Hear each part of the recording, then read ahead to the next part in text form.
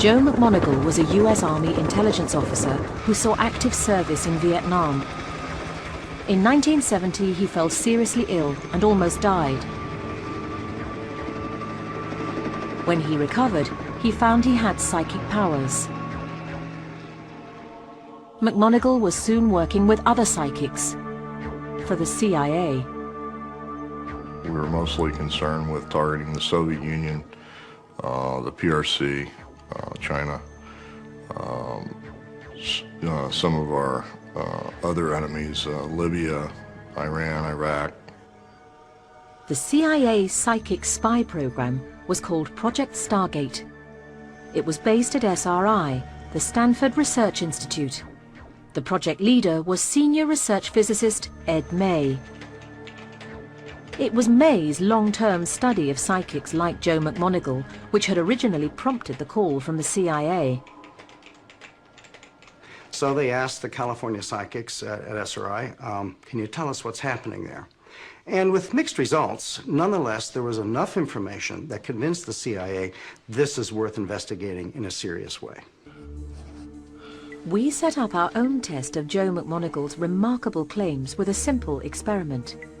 At an agreed time from his home in Virginia, McMoneagle would attempt to remotely view a secret location we chose halfway across the world.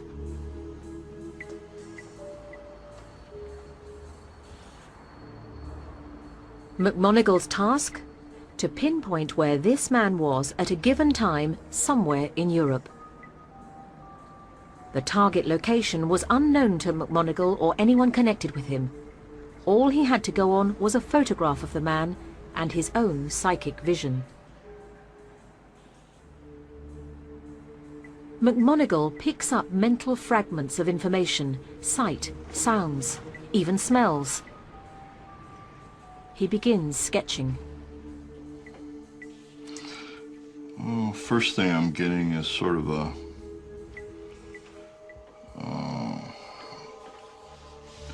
I'm getting a sense of some kind of an overhang kind of a thing like this.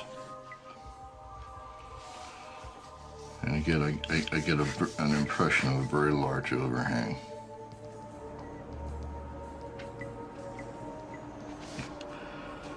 There might be sun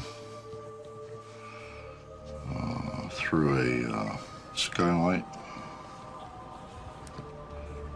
Lots of glass and light, shadow inside.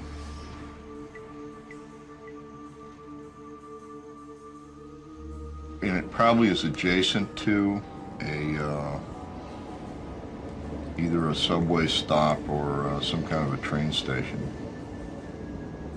Within this complex is probably a chapel, maybe, or a small